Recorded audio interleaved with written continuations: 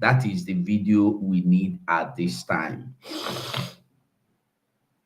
So as we go, I go try find the video and I go try play the video. I greet you, BIAFRANS, anywhere you are watching from, anywhere you are. I greet you in the name of Chuku Okike Abiama. I must say thank you for being part of this program, this wonderful evening, this wonderful day, this wonderful time. And I must say again, thank you for coming. I want us to remember that if, I don't know whether you don't pursue dog before, whether you don't pursue dog, when are they small? If you see dog, you go pursue am. E get where you go pursue the dog reach, the dog go turn back. E go just stop, bam. If you stop it, turn back, e dey ready to fight. And that time you no get choice but to start running, run, and the dog will begin pursue you. And if that dog dey pursue you, all of a sudden you stop by sudden, bam, that dog. We there for the time where they pursue, and then now we don't stop, say we no gree again. We no go gree for anybody. We no go gree for anybody. Now where we dey now? And I want make we understand that nothing go make us gree for anybody at this point, at this time. We no get choice but to move on. Because if you think of stopping, think of ending. You don't end, you don't finish. This evening, we go listen to our Prime Minister, how he destroy. You know, I don't talk about before, that Lumumba, he know the fight for freedom. Because they go tell him wetin they do, because they pay him. You cannot pay somebody that is working for his freedom. Lumumba or Kolumba, the fight, not just eloquent speaker finish. Is Lumumba.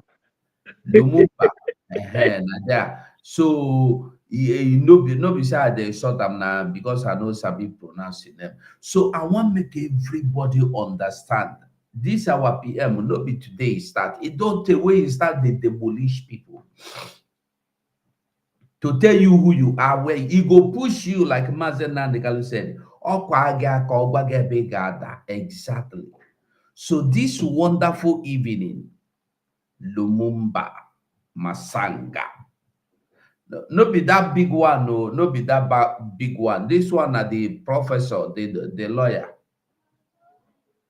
Now the professor, the lawyer, the one will be eloquent speaker. Professor Lumumba. Yeah, na Lumumba. Na Lumumba, they're correct. No be Masanga, Lumumba. I be two of them, the answer Masanga.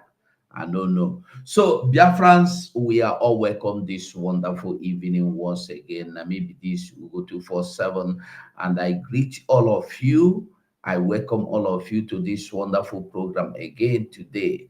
Anywhere you are joining us from, anywhere you are watching us from, I want you to know that the price you pay for freedom cannot be equalized to the freedom you are looking for. This freedom is even greater than life itself. You can imagine the thing we go make somebody giving life for freedom. You know, start for our time. Something will go make you deny yourself your papa land, go exile, go stay. Freedom. I see South Africa of yesterday, where all Africa suffer, die for, let them get free. Today, they say Hamas will not be terrorist organization. Now, for you to understand, waiting with the talk. We must not allow anybody to brainwash us or to infect us. We be BIAFRANS, and we no degree for anybody. We no degree, and we no go agree for anybody. Welcome once again. Anywhere you are watching from, please do us a favor. Just touch hand for share button. Make the thing go viral. Share for groups. Share in your WhatsApp. Mostly from Facebook. Share from Facebook. Mostly try and share. So thank you so much, and God bless you. I want you to remember that we have our leader, Mazen and the girl, all of them follow for waiting at the door. Freedom is the reason why he said, me, I know they grieve for anybody. They put out for confinement. He did here. They call am Mazen Nandekalo, come go out. No talk of this freedom again. He say, me, I no gree. I must fight for my freedom. He did there. Till now, he did there because of freedom. People dey inside bush, our men on ground, they suffer because of this freedom. The wife go tell her, you say, no, I know they come. I want freedom. Even if no be me, my children no go suffer wetin I suffer. You hear the prayer where every parents they pray that their children will not suffer what they suffer. That is why you see all these criminal go thief, go hide the thief, because they don't want their children to experience suffer, though it is wrong. That is why you will come out, you see a man pushing truck because he wants his children to go to school so that they will not end up like him. You see a man carrying cement, carrying bricklayer, carrying sand because he don't want his children to end up like him. He wants better future for them. So you are all welcome. This evening. This is the Biafra Republic Government in Exile media information coming to you, and the others will join us soon. You know, things are getting somehow. Some people are so, and then some people are still at work, but I bet you some people will join us more and more. So you are welcome this evening. With me in this studio, I have Ada Biafra, one of the media crew. Ada Biafra, you have the microphone. Thank you, my brother. Good evening. Thank you for giving me this opportunity this evening. I greet everyone. Emeni Kechibo, you are welcome. Chuk Sonny, you are welcome. I greet my great and wonderful leader, our supreme leader, Mazen Nnamdi Kanu. He is the reason that we are all here. He created this IPOB and it has metamorphosed to Biafra government in exile. I thank our Prime Minister, Mazi Simon Ekpa, who is a very faithful and wonderful son of Onyendu, our indomitable Prime Minister and the only Obatobie of Biafra land. Fellow Biafrans, you see, Oyibo people say that when children are playing, that what they are doing is not childish. Because if you are watching, you will learn from it. Everything we come here to tell you goes in line with our struggle to get Biafra. But we are no longer struggling. Biafra is here already. All we need is consistency. Mazi Nnamdi Kanu said it is consistency personified. Yes. So, my people, we have crossed the Rubicon, and it is bravo to everyone. All of you that always join us when we are here, I say kudos to you all. I thank my people in the homeland. They conducted a very wonderful sit at home. Ndị be anyị nọ n'ụlọ ekene m unu o. Ọ ga-adịlị nwoke mma dịlị nwaanyị mma. You people bụ the reason anyị ji wee na-eme ife anyị na-eme taa. You know, etu unu si anọ sit at home, ọ magburu onwe ya. At least onye funu unu ejere afịa every Monday. Fa na-ajụ sị ọ gịnị na-eme? Why is it that these people are always at home on Monday? So, you people are doing a very great job So my minister, thank you so much. Yeah, and there were one that Biafra. Yes. As you go they look, because our prime minister say with the talk in the show. We go bring back that video again, make we plan before we start. But meanwhile, I must say again, thank you to all Biafrans at home, because especially the de facto government from Holland, una they do correct show, because every day by day people are getting involved, people are getting interested, because they don't they see say you no get choice now but to fight for your freedom.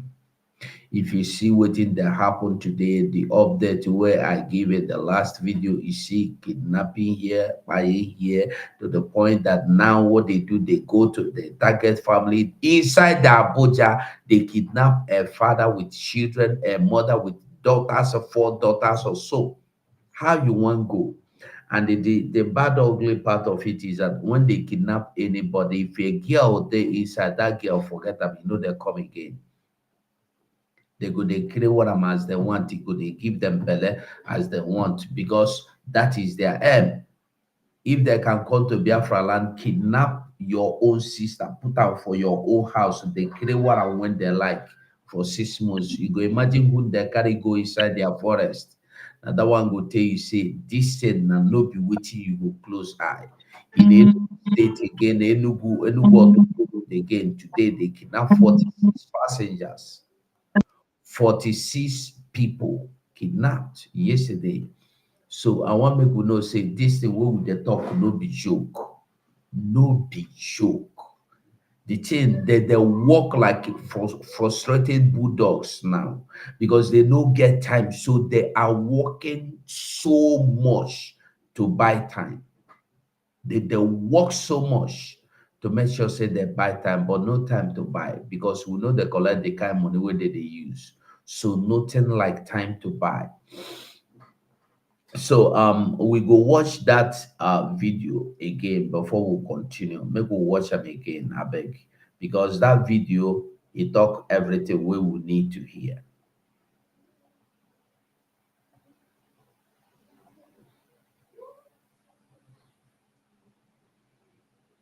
Let's go. We they do, they show. Exactly. So as you they talk, our own hand get as it be. Once you talk out, we go enter, we go bring and come for screen. So just hold on, hang on there. Okay. But for the most of today, just like what is happening in our country, Nigeria today, no matter their suppression against the Igbos, what is happening today, and God will continue to enlarge Igbos wherever they are, in the land of America, Asia, Australia, Africa, name them. Even in this Federal Republic of Nigeria. Yes. Open Igbos in Nigeria na Nigeria deka Tanzania. Yes. If sovereign state of Biafra is realized, and if Igbos leave Nigeria, I'm telling everybody here, Nigeria will be like Kenya. That's why they will not want you to go. If you people are non-entities, if Igbos are non-entities, yeah, they would have given a mandate. We are tired of your trouble. Oh yeah, follow your brother and go. Go and find your own state. But because every average Igbo man is an institution, that person has a human capital. Yes. You can't compare them with your potentials.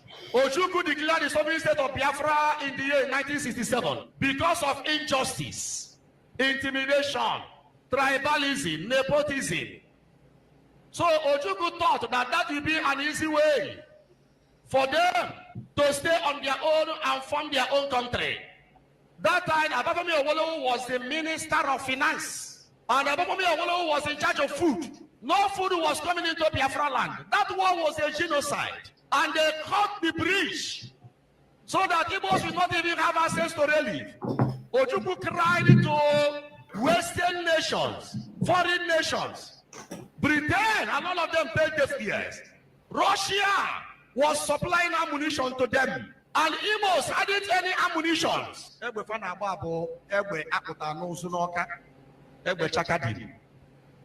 Now, if you know your history, you have no option than to support Nnamdi Kanu in this mission.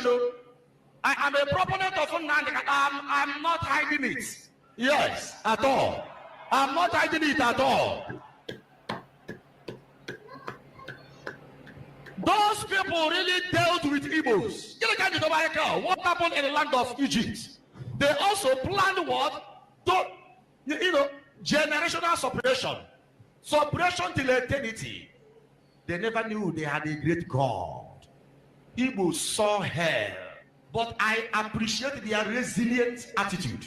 Even though they hadn't access to ammunition, they vowed that this kingdom will stand, that the country Biafra will stand, that they will never surrender. Death was massive. After the war, do you know that Igbos who had properties in the west and in the north, they went back to their base to occupy their buildings. Lo and behold, Hausas became the occupants automatically. If any never I love Opadike in his think home philosophy. If we can come home and build our states, Eastern states. Oh my God. The Israelites, after the Holocaust, they said what? We are going to build our city in such a way that no Israeli will travel out of the country again in search of greener pasture. Instead, the country will be so comfortable for us, our country will be comfortable for us, that people far and near will come to us to trade and the early living. We can do it. We have what it takes to do it. Now, despite the suppression, after the Biafran War, even in the Igbo way, Malakerebi Igbo not today. But one gave average Igbo man 20 pounds, like 20 naira. They cried unto their God. In their suppression, don't think that they will suppress you forever.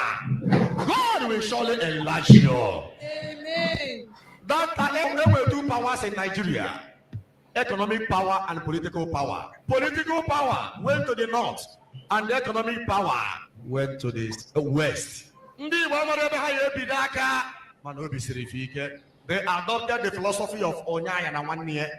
That will be our philosophy this year. Help your brother, help your neighbor. Be generous to your brother, be generous to your neighbor. Am I communicating here? Let me end it here. So now here, it's not what happen for years. So the spirit of autopilot don't enter Reverend Father body. Because Reverend Father see I'm say.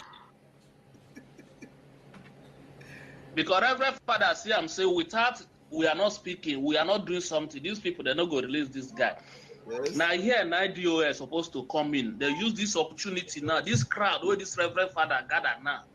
Is that they do something. Here now that they're supposed to come in. Okay. You never know what to happen, sir. You still talk about DOS.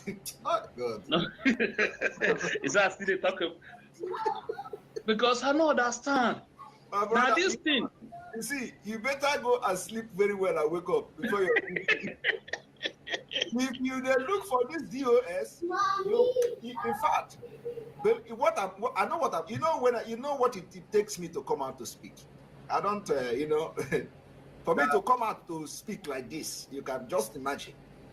But what the national coordinators are doing, you see the threat that threatening. Raphael, don't come to meeting. Anybody that is not supporting DOS, don't come to me. Now tell me, what are you supporting DOS for? For to do what? I want to, I want to ask all of them a question. The DOS you are supporting now, what is it you are supporting them to do what? But even for this thing, they're saying support. No, nobody don't subordinate them now. Share the only thing. Even our leader went in there with us. Our leader said we can ask questions. You can ask questions. You see, no, I know. I'm not talking about, but when you listen to the voice I played from Italy, the guy is saying those who are not supporting DOS is no longer part of Biafra. I am asking supporting DOS to do what? If they play, if they show. All the good, many things are happening. I am looking for that video where he says dialogue now. Dialogue now, for the days are evil. Dialogue now. You know, go here. It don't too late. It don't too late. It don't over late. It don't over late. It don't over late. So my people, we go continue. They do our own. Everybody could they do his own. Make we move. We move. So like I said this evening, we go listen to our prime minister when he head in the hot. You know, say now he don't cook. The thing be say everybody they fear him because if you come out, he go demolish you, put you for corner. Onye no choose or pianya go. He lawyered Lumumba, the Professor Lumumba, input am Loma. Isioma, you said the number I gave you is wrong or it's not complete. I don't know. But a link, I just posted the link again. I replied your message with a link.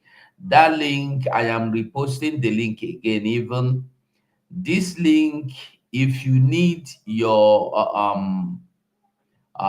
any coordinator, rep of any country, liaison office you want, just click on this link, watch all that. It's just less than 30 seconds video. You will see all the reps, all the liaison office and countries. You will see them in that. Just click is in Twitter. It's on Twitter. Just go to Twitter there. You click it, it will take you to the video on Twitter. I just brought them and I joined them, so nobody will be asking me for this. This is why you must go to Twitter. Go there, get your number, get your license office number, so you know go there, ask people there. You understand? So Isioma, like I said, the number you are asking for, I've been Isioma. Yes, Isioma Elizabeth Mbweze. Yes, Isioma Elizabeth Mbweze. That is the number. Please just click the link. It will take you there. Search for the liaison office of any country you want. You will get it there.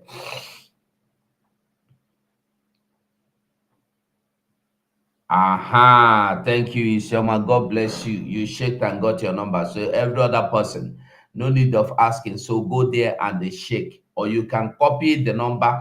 You can go there, take this link, give anybody that need any number. I beg. So, like I said, we go into our Prime Minister versus Lumumba this very evening. Make we go to our Prime Minister versus Lumumba. Lumumba be Mulumba. Lumumba believe Lumumba. This evening, Lumumba was talking about restructuring this, you need to restructure this. But our prime minister tell us say no need of talking about restructuring because time for restructuring don't pass. Time for restructuring don't pass. It is too late for restructuring. What we are looking for now is freedom. That is what our prime minister told him, and exactly as our prime minister told him, now so he be. So okay, our honorable minister for information don't land the gidigbam. It don't land like Land Rover. So our honorable minister for information, but I dey see something wey resemble shadow, no be person. I don't dey see person small. Okay, so but now small head we no see complete head of the person. So we go try make the person dey complete, because we dey complete for Biafra. We no dey gree for anybody. Whether they want stop am, we no dey gree. We no go gree for anybody. That is why we must not agree for anybody. We move. Okay, e be like say, okay, don't come back. Okay, Mazi, you have the mic before we play this our video. Hey, I greet everybody. Magical. You won't cease to amaze me. Hey, I salute all of you in the house. I see Ada Biafra, Betty, I salute you. And those that will be joining us later and those that are here with us. I salute all Biafrans and lovers of freedom. We've come a long way and there is no going back. And the path that we have told is a path of freedom. And where we are now is where we get ready to declare Biafra. So if you've been on the fence all these years, it's high time you came down from your fence because a lot are happening.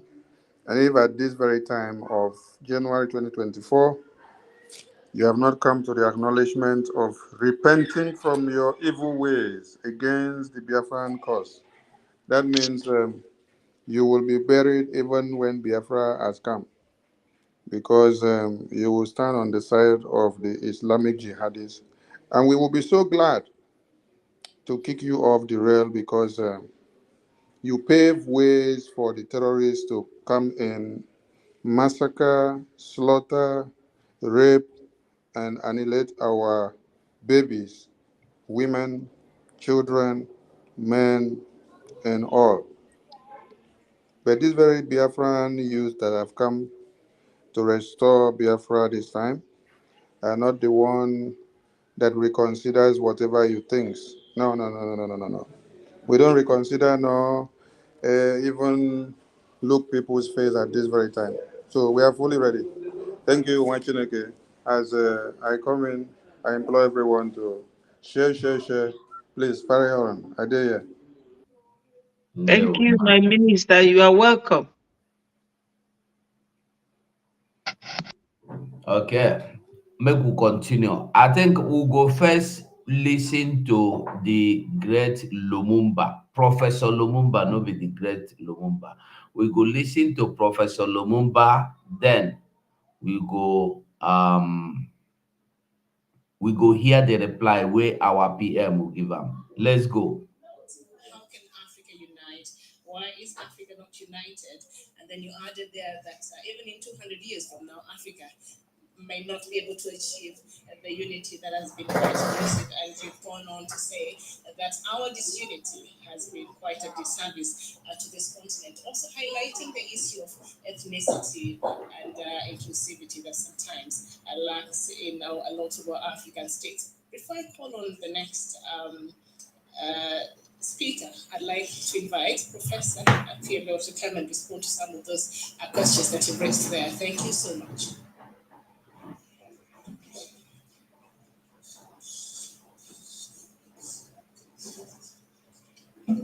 Thank you very much, Simon. I'm very happy that you've teased out a number of very useful things. In fact, in point of fact, I don't think we agree on much, particularly when you introduce the subject of diversity. And there is something that perhaps you've not spoken to very directly, but you've mentioned, I think it is your kinsman, Chinua Achebe, who, writing in 1983, The Trouble with Nigeria, said that the problem of Nigeria, and by extension of Africa, is simply and squarely a problem of leadership. And I can't agree with you more. I personally have said in a different setting that part of the African problem is that those who have power have no ideas, and those who have ideas have no power. And I can't agree with you more. One cannot even quarrel with the question of the diversity that you've talked about. In fact, if you go down in history in 1963, perhaps before I come to 1963, let me go back to the Berlin Project. The arbitrary creation of what we now call countries was essentially to design units that could not function. The post-colonial African state was not supposed to function. They were supposed to collapse. And that debate did preoccupy the founding leaders of Africa And you will remember in 1963, there was the debate whether the inherited boundaries should be inviolable. The arguments were then put forth, I think, a lot more strongly at that time by Kwame Nkrumah, Julius Nyerere, and Haben Bela, and Gamal Abdel Nasser. So the doctrine of the inviolability of inherited boundaries took root. The argument they had then was that if you started redrawing boundaries, then there would be too much conflict in Africa. And for a time, of course, we were tied down, and we still continue to be tied down with these artificial boundaries. Simon, you will agree with me that indeed, the reason why the Osagi Kwame Nkrumah called for the immediate unification of Africa was the very same thing that is happening now. He said, if we don't unite now, and these presidents and prime ministers that are emerging in these little artificial countries begin to get used with political power and the trappings of office, then Africa will never know peace. And I can't agree with you more. This is not a forum for going deep into history, but this is something I've said elsewhere. Your typical European nation is a nation state. One cannot quarrel with that. You go to Sweden, it is the Swedish, they have a small Finnish population, and they have special governance for them. You go to Finland, a Finnish population, a small Swedish population, they have a problem with them. And indeed, in Europe, as you rightly said, in countries like Spain, where you have a multiplicity of nations, the state is divided into 17 ethnically pure nations. The same is true of Switzerland. During our own lifetime, I think you and me have seen the Soviet Union collapse along tribal lines, creating Russia, Ukraine, Kyrgyzstan, Azerbaijan, Armenia, and all these, Belarusia, and all these. The question that we must grapple with, and unfortunately, Simon, we are afraid to grapple with it. And the truth is that our fear is informed by our hypocrisy. We are hypocritical, particularly those of us who have had the advantage of what we call education, that is formal schooling. So that you would hear somebody who is a Yoruba, for example, or an Igbo, when he is at a forum where he thinks that he or she will be accused of ethnicity, saying, Nigeria must be the way it is. I've been on record as saying that most African countries must be renegotiated for their survival. The Swiss renegotiated their country. That is how you have a very weak center in Bern. You have the French speaking, the German speaking, the Romanian speaking, and the Italian speaking. Aside from Tanzania, which through the very active effort of Mwalimu Julius Kambarage Nyerere, there is not a single African country that is grappling with the question of what you've described as negative diversity. And I can't agree with you more. Until the day that Africa begins to confront how to deal with diversity, there will be conflict after conflict in Africa. And as I conclude, I want to give you an example, if only to lend credence to your own argument. Ethiopia now. Ethiopia was being touted as a country that was beginning to realize major economic gains. As I speak to you now, the Tigray are rebelling against the government in Addis Ababa. The Amhara are also worried about the government in Addis Ababa. The Oromo are doing the same thing. Somalia is the same thing. You go to Sudan, in Darfur, in the Nuba Mountains, in Abyei. You go to Southern Sudan, you and me know the problem between the Nuer and the Dinka and the others. You go to Central African Republic, you go to the Democratic Republic of Congo, you go to even countries that we don't talk about very loudly, You go to Angola, the Ovambo and the Uvimbundu. You go now to South Africa. As I speak to you, the problem of the Zulu, now that they want to arrest Zuma, is beginning to arise. You go to Senegal, the problem of the Casamans. You go to Cameroon, you know the problem there. In Ambazonia, you come to your own country, the Oduduwa Republic, and Biafra, and one can go on and on. And I am suggesting to you, as I conclude, that you remember 2020 was meant to be the year of silencing the guns in Africa. The guns were never silenced. And we have now declared this decade as the decade of silencing the guns. And it is important, and I can't agree with you more, Simon, that until and unless African countries are renegotiated for their sustainability, African countries are going to collapse. In Nigeria, there may be, and you can hold these artificial countries for a long time by force of arm, but wisdom demands that you renegotiate them. And I've been on record as saying that it's important for the Abuja administration to listen to what is being said by the Igbo people in Biafra, to what is being said by the Ijo, to what is being said by the Ibibio, to what is being said by the Oduduwa. And that is the only way in which we are going to sustain these countries. Otherwise, one day, what is going to happen to many African countries is what happens to Yugoslavia. And it's instructive that the year before Yugoslavia collapsed, what had happened is an opinion poll had been conducted, and it reported that the people of Yugoslavia felt more Yugoslavia than they were Serbians or Slovenes. Within 1 year, the country that Tito had put together by force of arm and by ideology collapsed. And you know what happened in Yugoslavia. And as I said at the beginning, you know what happened with the Soviet Union. And you too know, even in China, which we think is homogeneous, you know the agitation of the Tibetans. You know the agitation of the Uyghurs.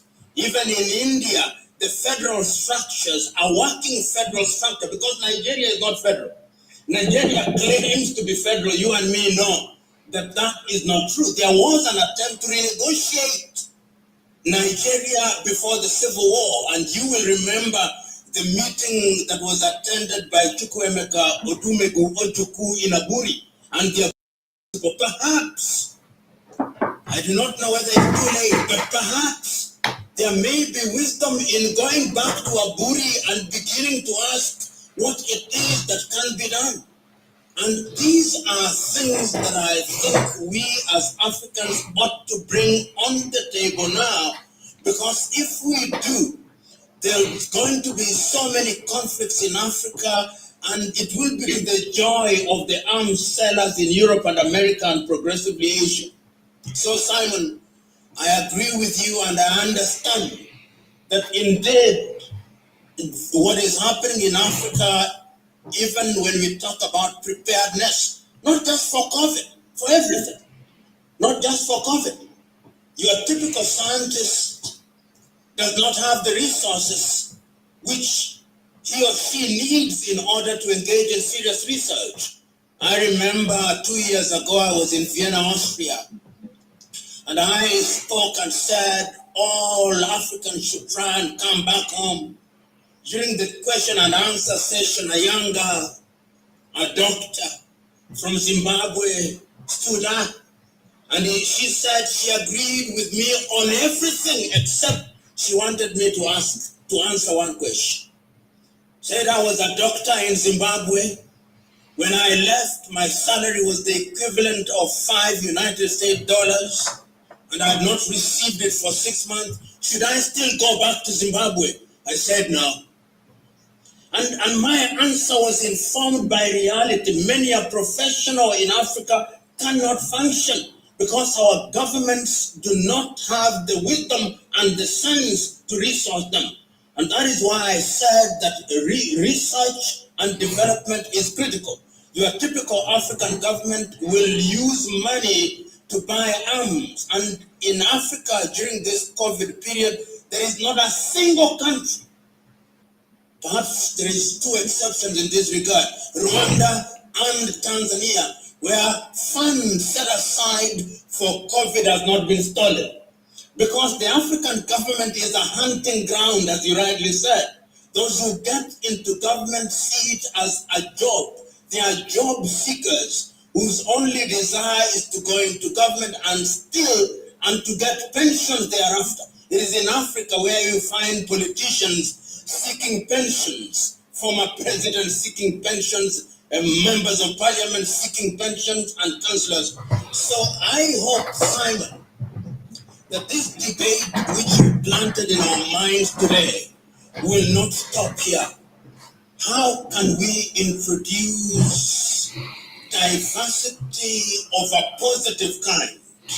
Because it appears to me, if I hear you correctly, that sometimes in order to unite, you must disengage. And that if you are in a bad marriage, to remain there simply because divorcing gives you the mark of Cain upon your forehead, you suffer eternal pain. I would want to engage you elsewhere so that this argument of negative diversity is looked at very keenly as one of the ways in which we can save the continent of Africa and make her unite. Thank you very much. Ọkpụkpụ mbụ abụrụ ọkpụkpụ na-anọ mmadụ n'onu onye aha ka dị ndụ. No. Ọkpụkpụ nke m ọ nọrọ gị n'onu ogbuo gị pii. No matter what, you can't take it out. Agbago m Nigeria n'onu, gbaa ndị iro Biafra n'onu, gbaa ndị si na Biafra agaghị abịa in 2023 n'onu. Anọ m ha n'onu na-akụ ha wọwọ woto woto. Ọkpụkpụ a, you can never swallow it and you can never bring it out. So I want you people to understand that propaganda is ongoing. They even say they are signing petition to arrest Simon Ekpa. I do not know, what kind of petition they are signing to arrest Simon Ekpa for other reasons. These people don't understand that we are actually in freedom fighting. Freedom fighting where we do not validate Nigeria state. We are fighting for our freedom. Nigeria state have committed war crime, genocide, crime against humanity in our land, leading us to take the decisive decision we are taking today. And every necessary measure will be taken to make sure that we save Biafrans from Nigeria come 2023. It happen, it show. Now our PM be that we know they look anybody for face, and we know they grieve for anybody. We know they look anybody for face, and we know they grieve for anybody. That Simon Ekpa is not looking anybody's face.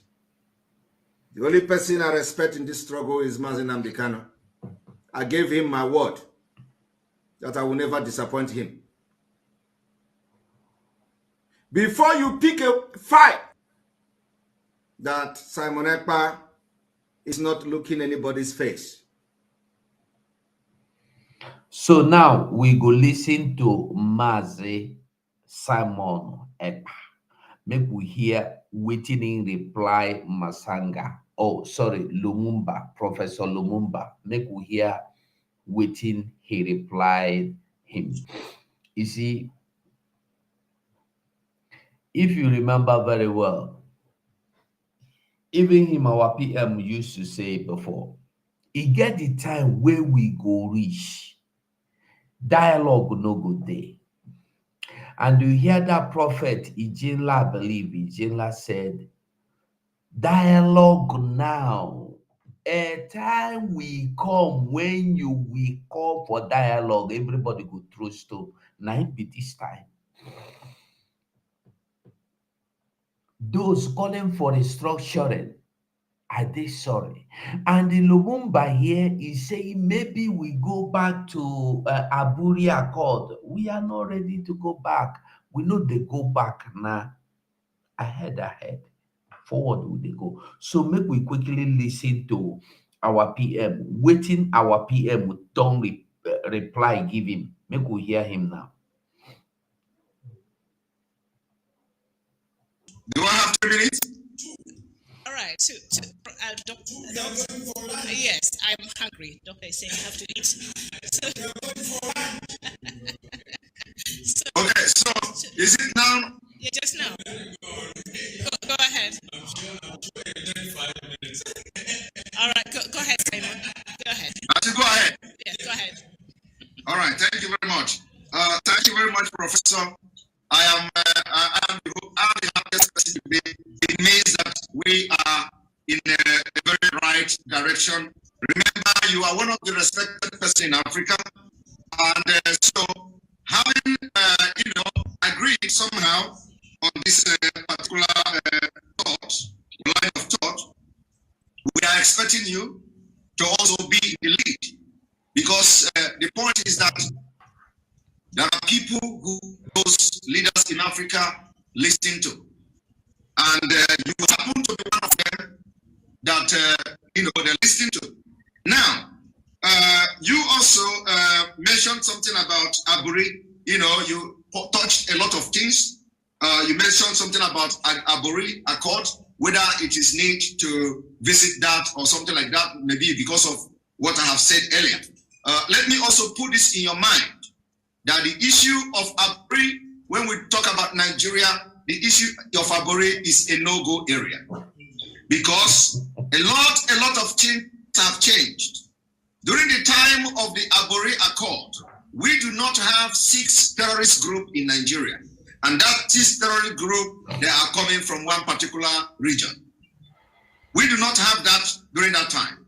So there are so many compelling factors that will make us not to talk about Aburi Accord. Aburi Accord or anything restructuring is out of question.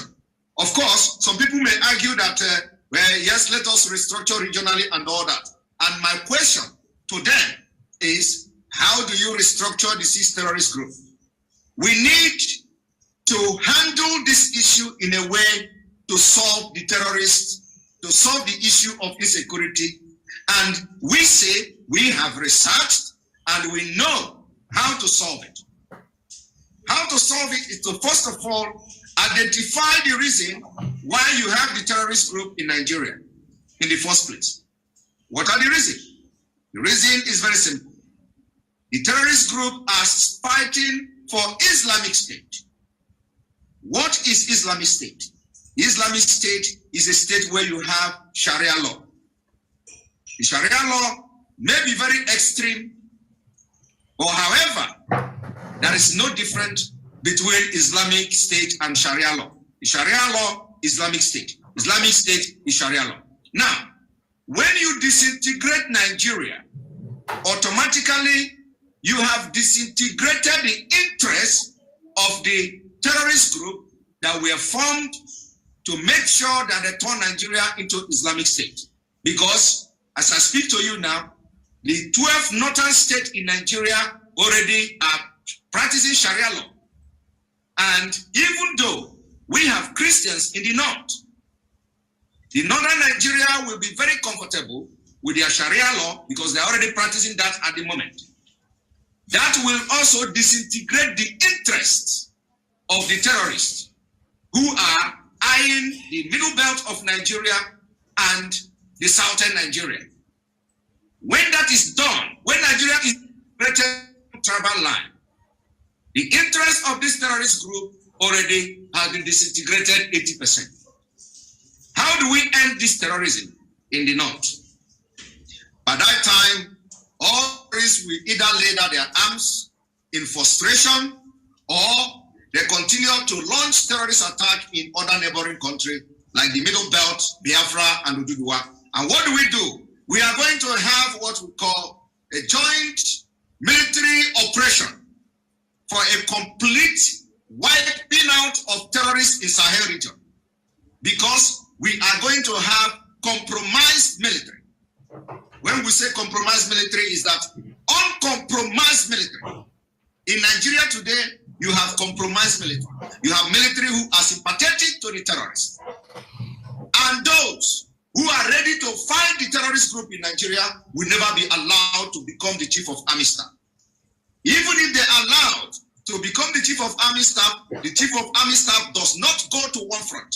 The people that goes to one front who are sympathetic to the terrorists, so it can never work, and it can never end the war on terrorism. But disintegration of Nigeria will end the war on terrorism. It will make us, Biafra people or Duduwa people, and however, whichever country that is going to emerge from Nigeria, uncompromised military operation to bring Africa to a safe place. Like I said, the disintegration of Nigeria will be the beginning. Lastly, you also agree with what most of the things I've said, and I'm very happy for that. And it will be good that with this thing that you said I have planted in your minds today, we begin to discuss it. Let it begin to germinate. That sometime, you also agree that sometimes you need to, to disintegrate in order to come together. And that's what we're asking for. The disintegration of Nigeria, the disintegration of those who feel oppressed, who feel they are different, and for that, they are not being carried along in any government. Bringing them and making them go their way and govern themselves will strengthen the unity of Africa at the end of the day. And so submit. Thank you. Thank you so much. That is 2 minutes African time. All right. Do I have 2 minutes? All right. Yes, I'm hungry. Doctor is saying I have to eat. Okay, so is it now? Yeah, just now. Go ahead. I'm sure 5 minutes. All right, go ahead, Simon. Go ahead. I should go ahead. Yeah, go ahead. All right, thank you very much. Thank you very much, Professor. I am the happiest person today. Anyway, the video be say if you dey watch am, it be like make you no stop, make you rewind am, because waiting in answer the man there, that Lumumba, where they go about they preach about Pan Africa, Africa, Pan Africa. I don't know whether not the pan where did they take do what you call a plate, say pan, whether they get for tin and pan for just. I don't know whether not that one in one pan beat Africa. Listen, why they no get pan Europe? Why they no get pan America? We don't need any pan. What we need is to be freedom from every other hand where they grow, where they roam everywhere. We hear within our PM will tell them about going back to Aburi Accord or restructuring. When you want restructure, as our PM asks them, are you going to restructure the finalization, the terrorization as well? You go fit restructure the fact that thugs will be recruited into police. Thugs will be integrated into police, into army.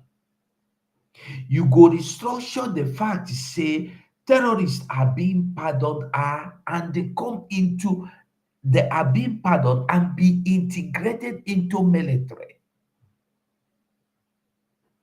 And the Nigerian police officer go come boldly, continue say they are right, they have right to repent and become your president. Terrorist.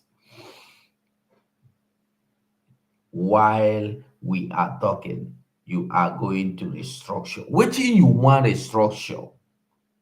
And I ask question.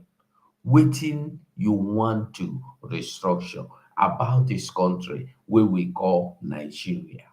Waiting be that where they interested that anybody will want to restructure now in Nigeria. If they ask anybody that do you want to restructure, waiting that person go talk say you want to restructure. Where do you think you can restructure? When and how and what about? I put the link there. And Master Sonny know they make it put link for your own. And that Biafra put link for your own. Anybody you're supposed to share this link from your own side. So anybody that want to come in will see the link. Now only me if you share the link. Ada Biafra, take the link, paste the link, share the link in your YouTube as well or Facebook, so that anybody that want to come in can come in and join what we are doing.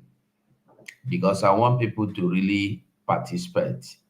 Because this Pan-Africa and African Pan, I don't really understand. Maybe somebody that understand better will teach me and make me understand the why Pan-Africa.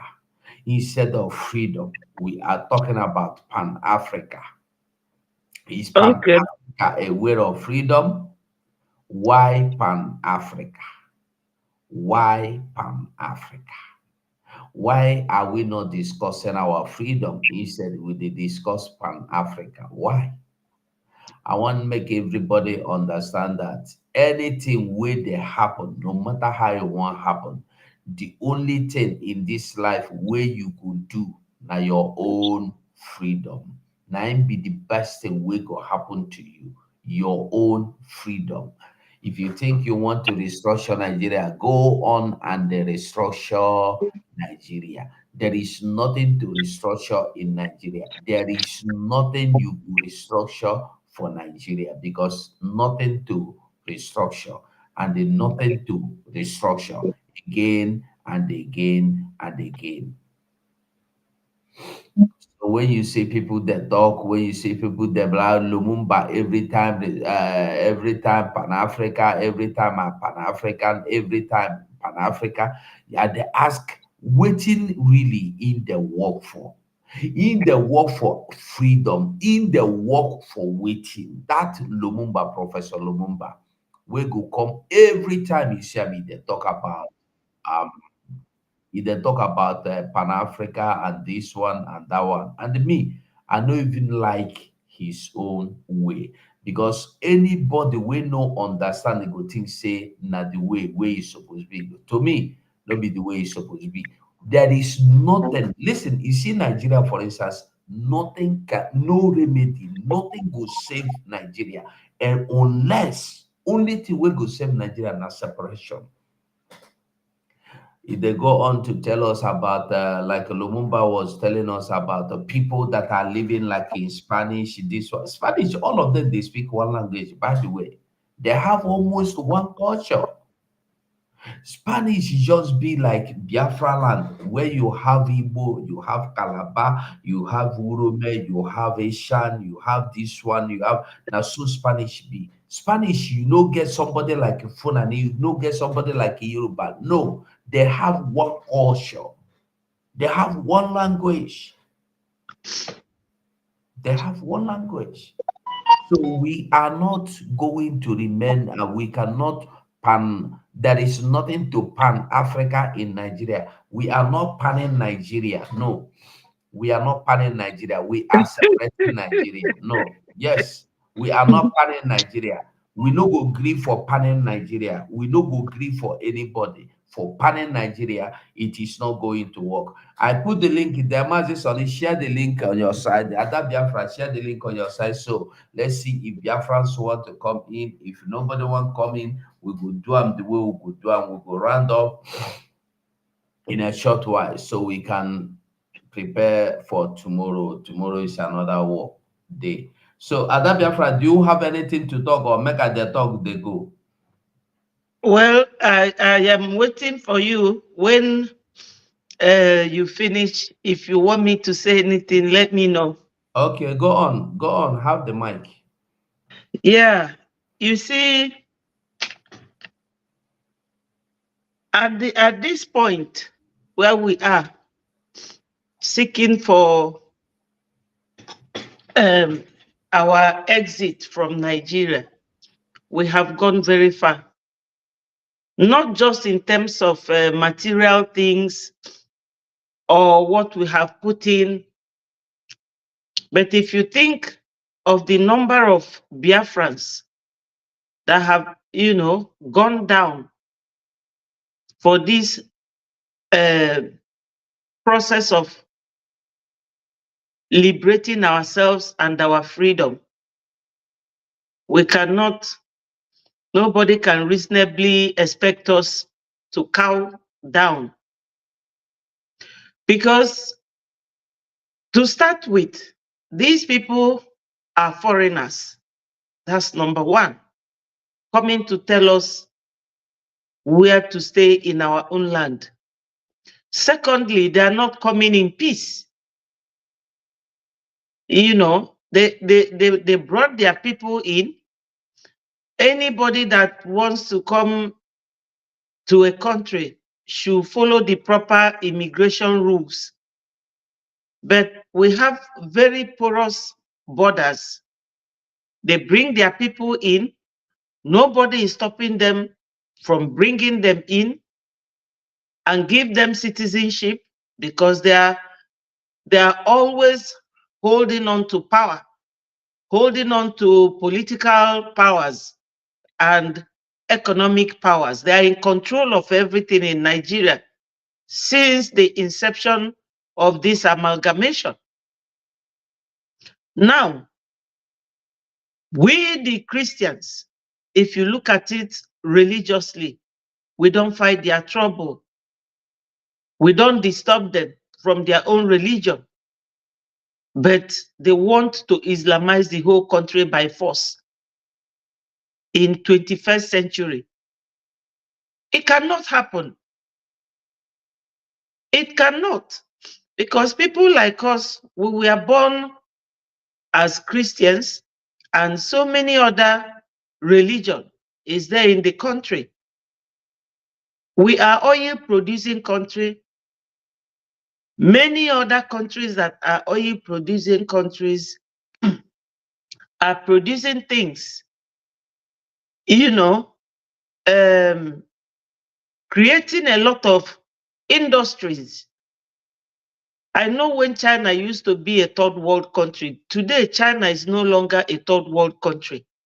But look at Nigeria. Their economy is so poor. Their money kept getting devalued. They keep borrowing and borrowing. They keep squandering the money. They keep embezzling money. Very fraudulent government. You are killing people. You are not giving the citizens anything, like no infrastructure in that country. So, I mean, nobody will expect us to continue residing with these people, answering that name like a cost name, Nigeria. You know, when Onyendu called them zoo, I sat down somehow and said, zoo, when you get to zoo, you will see that animals are kept in sections and things will be in orderly. But I think they could be properly addressed as wild animals. You know, they are just like wild animals where other animals eat their fellow animals. You know, this is very unacceptable. In this dispensation, you are buying people anyhow on daily basis because you want to Islamize us. To think of it, this religion, they all came from abroad. None of them originated from Africa. But the common thing we can do for ourselves, sell that our oil, use it to develop that country. No. Nigeria is deteriorating on daily basis, very, very fast. People cannot eat 1 square meal, let alone 2 or 3. Graduates will go to school, they will come out, they will be used as stocks. I mean, we cannot be expected to be with these people. We fall in parallel line with them. When the Ojukwu group seceded in decided to go our separate way in 1966, do you know what they saw? They saw a lot. They saw a lot of things. And what is happening now? You know, the other day I was in our information minister's Twitter handle.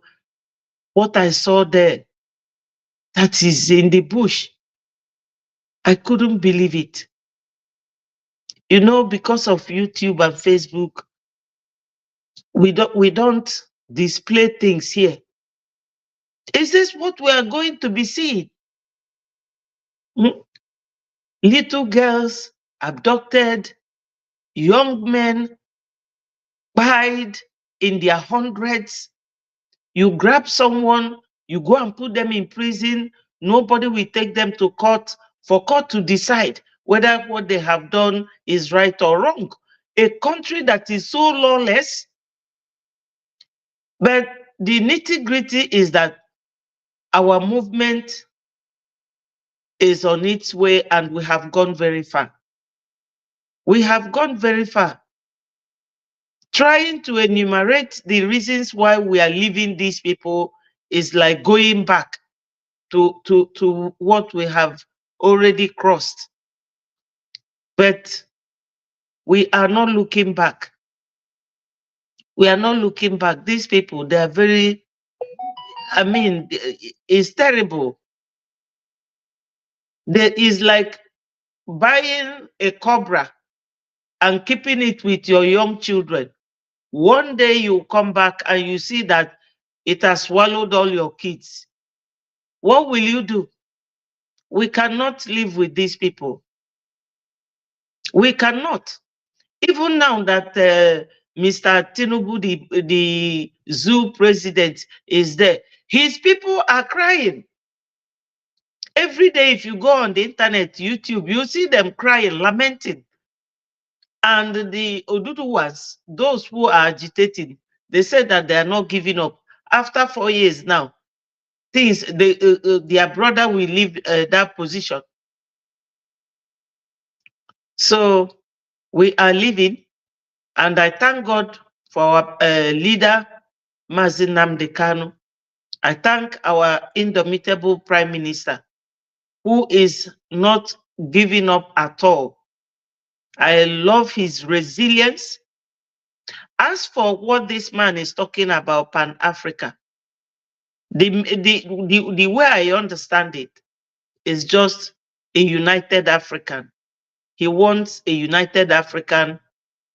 When he is preaching all over Africa, he wants all the African leaders to come together like the former Organization of African Unity, created by people like Kwame Nkrumah, Lumumba, Zik of Africa during their time.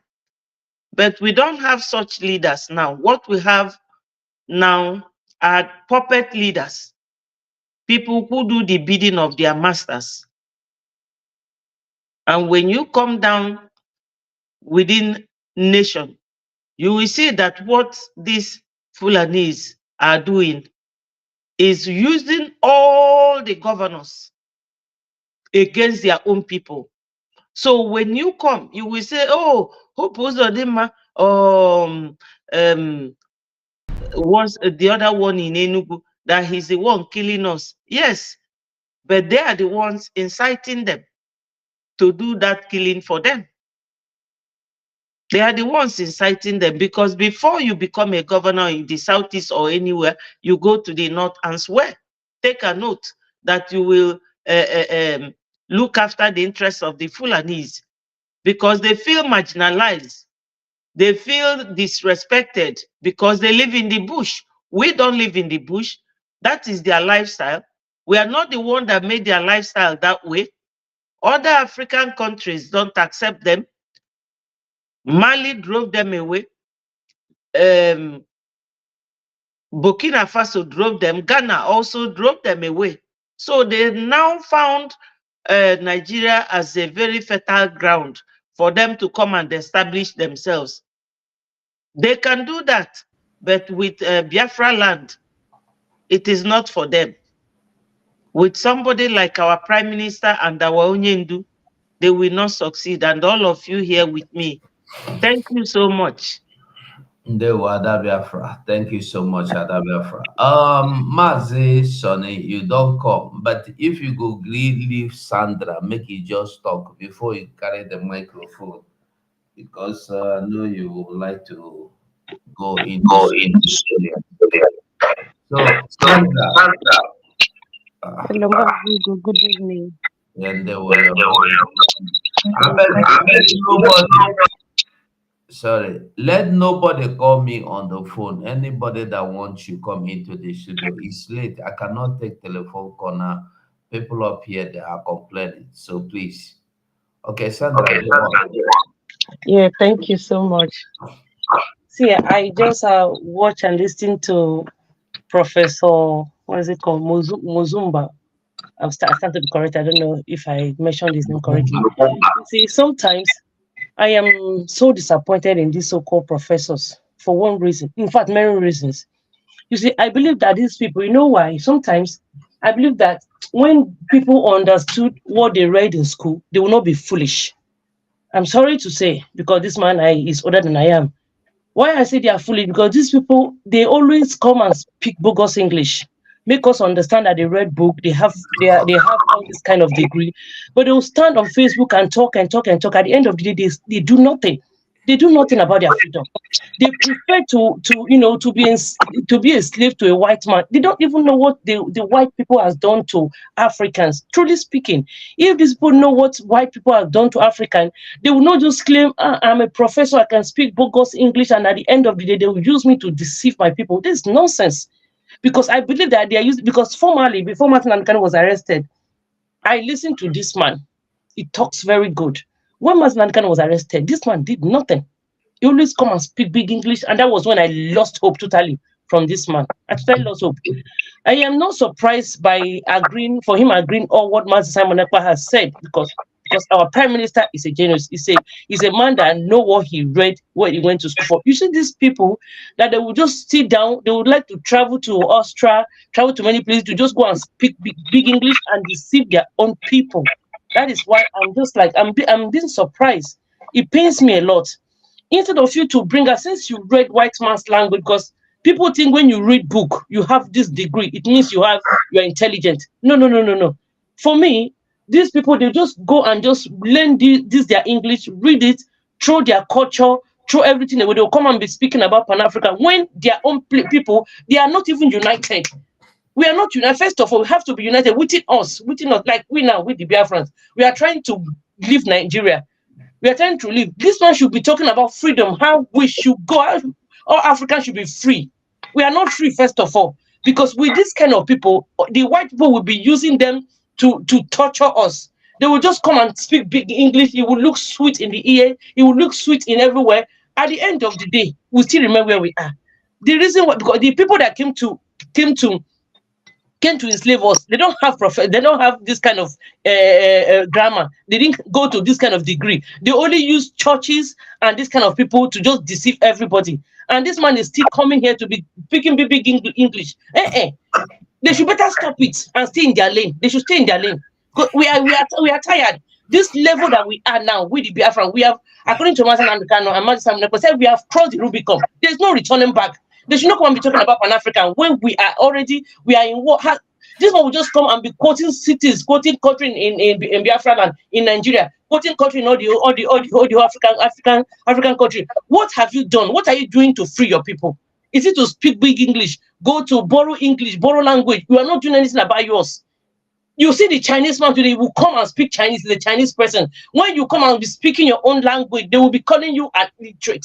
That is something I cannot understand it. Really. You understand? These people should just stay in their lane. They should stay in their lane and stop deceiving people. We have opened our eyes. We know what is going on right now. It's not like before that we don't know. We'll be clapping for them. Look at intellectuals. Like Mazin used to call them that they are intellectuals. This man is one of the biggest intellectuals I've ever seen in my whole life. Truly speaking, I'm just so annoyed. I'm so annoyed. No, this thing is too much. No, it's too much. A whole professor. He will just come and speak big English. He will just deceive his people, deceive every African country. People will believe in them. At the end of the day, we still remember where we are. Enough is enough. If not for Martin Andukano, Simon Ekpa, we would. I don't even know how to put this in English. I'm tired. Stella. Sorry. Sandra, now, Sandra, I want you to hear one thing. The person, that's why I say I no want make anybody panos. If they tell you of Lumumba, Kwame Nkrumah, Thomas Sankara, wetin happen to Thomas Sankara? Who kill him? Na me. Wetin happen to Lumumba? Who kill him? Na me. Who commit am? Who be the person wey say make he die? Na the same people wey dey pan the Africa. Anybody wey dey talk anything outside freedom, no dey talk am. Mazen Nandekalo say, once you go school in Africa, you don't become slave forever. Those titles na useless. Mazen Sonne, carry am.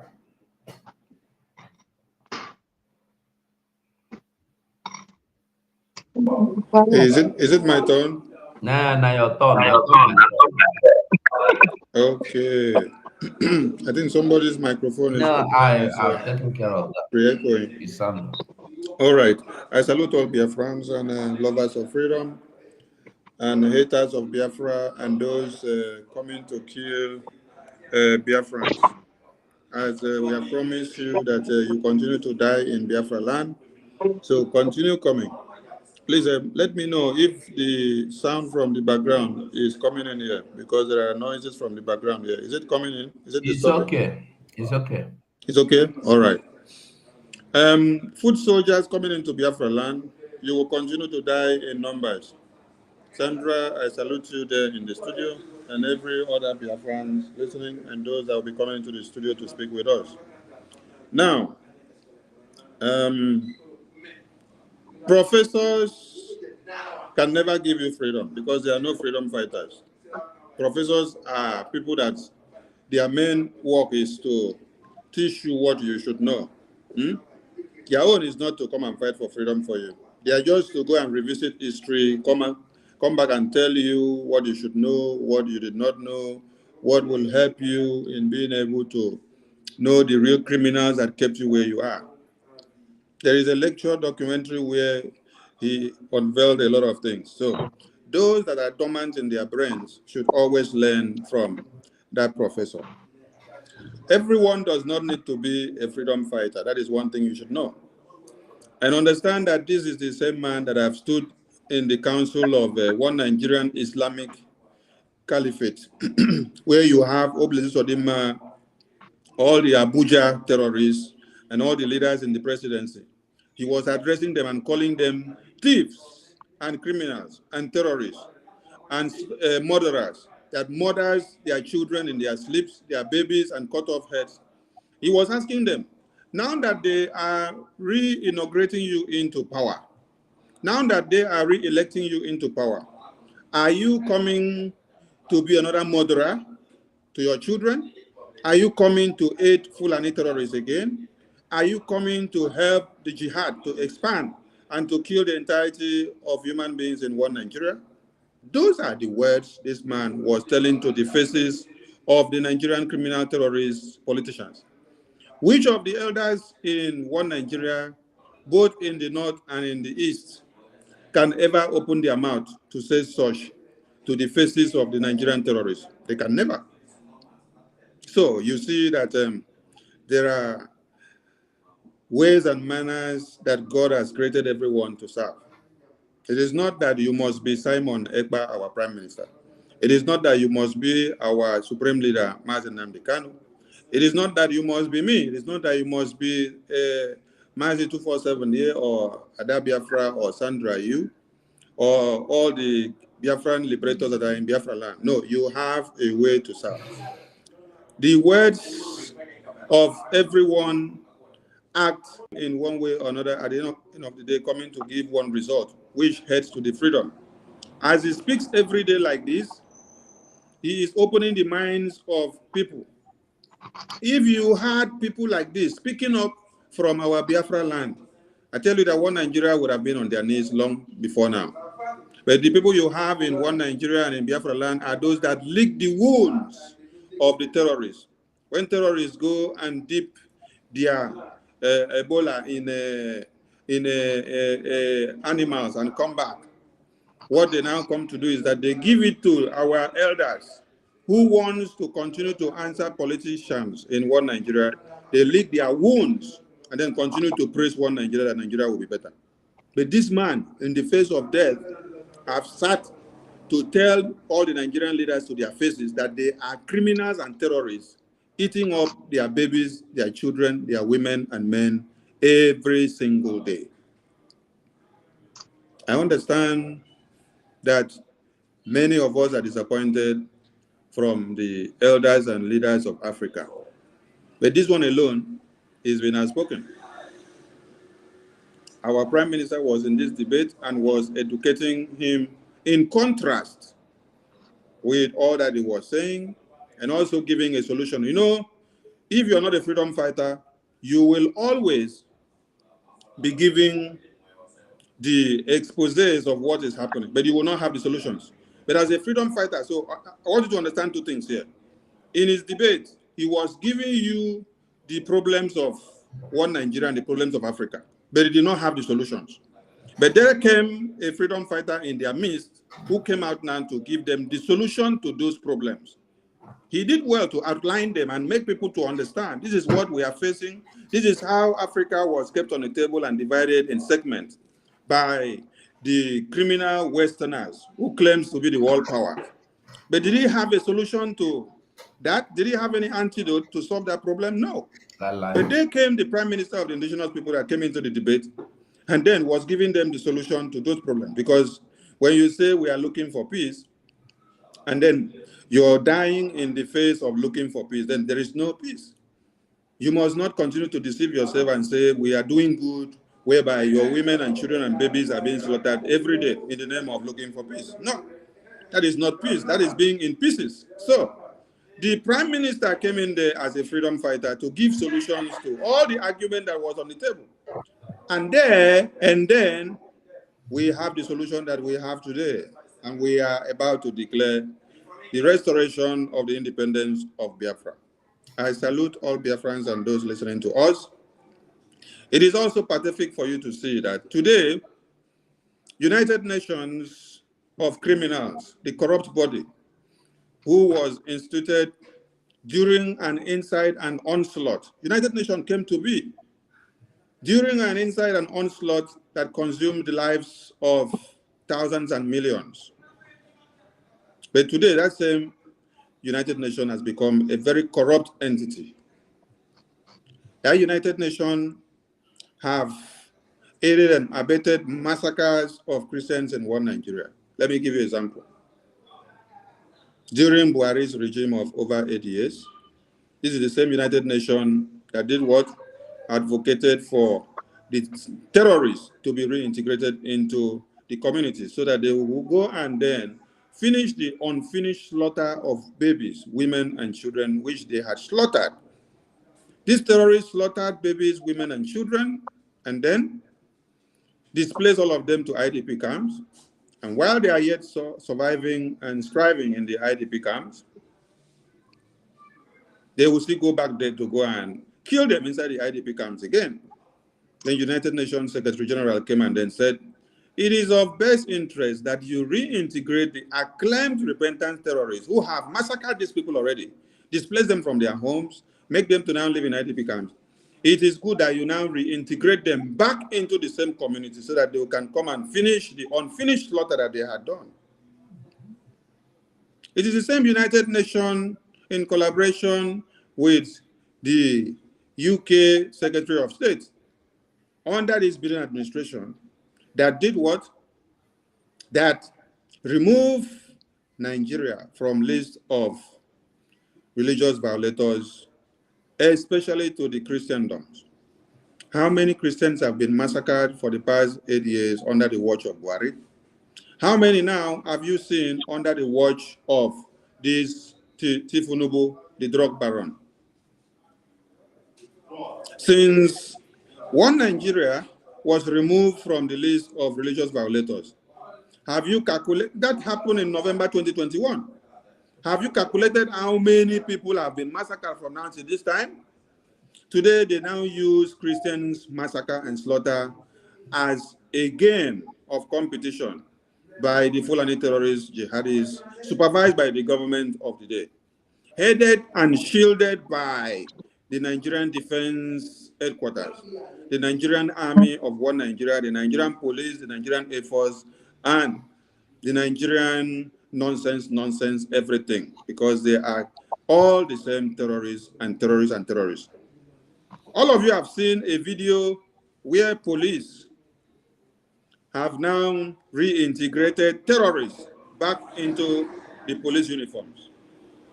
They told you, no, they are just vigilantes are now police. They give them weapons. You now see terrorists. You have also seen another Boko Haram terrorist who had ravaged communities, raped women and children, and slaughtered them to pieces. Now wears army and police uniform. The same United Nations have done what? Overlooked everything, and yet they are helping One Nigeria and having meetings with them every day. The worst part of it is that United Nations are opening their mouth to tell the entire world that the Christian slaughter in the entirety of the contraption of One Nigeria, most especially in Biafra lands, is as a result of climate change. Then you ask, what climate change occurs that now occurs in the hands of Fulani terrorists? Is it Fulani terrorists that are now the climate changers? They are changing the climate by using their knives, AK-47, to slaughter and to annihilate the indigenous people and send them to IDP camp. That is climate change. But the United Nations have not also concluded that it is climate change that is happening in Gaza. They have not also concluded that it was climate change that happened in Israel. They are counting 100 days for us that there are people in Gaza Strip that have been held hostages. And then they are now calling on Israel. You're calling on Israel, and then you're counting 100 days. You're calling on Israel, you're counting 100 days. But you're not calling on Nigeria and counting 8 years of over how many people that have been massacred. Over 100 people have been massacred in the contraption of One Nigeria for the past 8 years during Buhari administration. I have not even counted what is happening during this Tifunubu drug baron now. I'm just giving statistics of over the 100,000 that have been massacred during the 8 years that the You People United Nations supervised Buhari and spearheaded him in everything that he did. And then you are counting 100 days for people in Gaza Strip, and you're calling on Israel. So 100 days is far more important and bigger than 8 years of over 100,000 people that have been massacred in One Nigeria under Buhari regime. We have not counted the one that is happening now in Tifunubu regime. And then all of you are happy and counting 100 days. Oh, yes, the lives of the people in One Nigeria, butchered and massacred by the Islamic jihadists, are not so important. Their lives are no priority because they are black-skinned. I heard you people say it on CNN, that their lives are no priority, they are black-skinned. That if it were to be where there is white-skinned Africans, they would have gone for a solution. Oh, America, where is that thing? And United Nations, where is thy dignity? Corrupt entity as you have become, you can speak where you see white skin. You can speak and be calling 100 days in Gaza Strip, held hostage because American citizens are involved. Few American citizens are involved in the Gaza Strip ransom. If the few American citizens are not involved, you wouldn't even be talking anything, because you would have just abandoned and say, oh, it is the Israelis, abandon them, it is the Jews, allow them to die because their life is not important. Their lives are no priority. But the Biafran people have a message for you, that your corrupt entity cannot stop the indigenous people of Biafra from restoring their independence nation. Come October, November, you are welcome to Biafra Helsinki Declaration 2024. And there is nothing that can stop us. That self-defense that you preach on the other side, and then when you come to the Biafran people, you turn it around and say it is because of climate change that is causing the massacre. It is that same defense that is instituted in your international charter that we are exercising, and we will exercise it until the day Biafra is restored. We will continue to kill every terrorist that is coming to Biafra land, to kill our babies, women and children and men from the surface of this very earth. It is self-defense, and it is there in George Charter, and we will continue to implement it until Biafra is restored. Mazi Nnamdi Kanu was kidnapped from Kenya through the connivance of your United Nations and your UK, which you call the Commonwealth. When somebody hear of Commonwealth, you think that Commonwealth is in the thin air. The Commonwealth office that you hear of is in the royal family of the United Kingdom. So they decide how the world should be ruled. They decide who should speak and who should not speak. They decide when they do this and when they should not do it. That is why the case of Mazi Nnamdi Kanu has become a dormant thing in the Commonwealth system. The Commonwealth system that reigns and lies in the bosom of the Queen of England and the kings of England and the princes of England. You guys enjoy the death of the Biafran people, the death of the indigenous people in Nigeria, but what happens? Their oil and gas is extra important to you all. Oh, Mazi Nnamdi Kanu is not Umar Odiko. If it were to be Umar Odiko, who had nothing to do with destroying Nigeria and bringing Nigeria to an end because of the massacre of countless numbers of people, oh, Mazi Nnamdi Kanu would have been released long before now. His case wouldn't have escalated this far. Oh, Umar Odiko did not have anything that has to do with bringing one Nigeria down. Umar Odiko was not even against whether you massacre or commit genocide or slaughter babies and children in their sleep. No. Mazi Nnamdi Kanu is the man that has come to open the eyes of everyone. Because if the professors continue to quote the history of the slavery of Africans in the hands of the Portuguese, the Spanish, the English, and the French, it will not end without an action. But Mazi Nnamdi Kanu has come to take the action. And then his spiritual son is standing in now to make sure the finishing line is drawn. And all of you are running Jigigba. Continue to run. We can assure you that we are not backing down because we cannot allow our women and children to be massacred and then remain unprovoked. We have been provoked for years, and enough is enough. That is why we have declared Operation No Mercy for the terrorists. The Islamic country of one Nigeria can only reign where you people give them the enabling environment. In Biafra land, it is not where to reign. Only in 24 hours, you have seen series of massacre upon massacre upon massacre. My minister here, Mazuko, was in the studio before now to give you a chronological order of massacre that has happened in just a day, within 24 hours. And then you ask yourself, is it a secular state?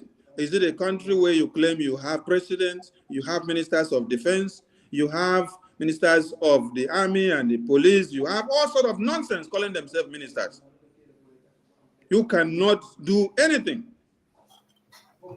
Instead, what they do is that they aid and abet the terrorists. They help the terrorists to make sure they carry out everything. Abuja, that they call a capital city, is under siege and nobody is taking it serious. Politicians in Abuja are now living at their, oh my God. Now that one, they make me laugh, sir. Because we told them, but they did not listen. All those ones that have run out from Biafra land to think that Abuja is a safe haven for them. You have seen where the people that were kidnapped. They were kidnapped in big men quarters. They were not kidnapped in poor people's homes.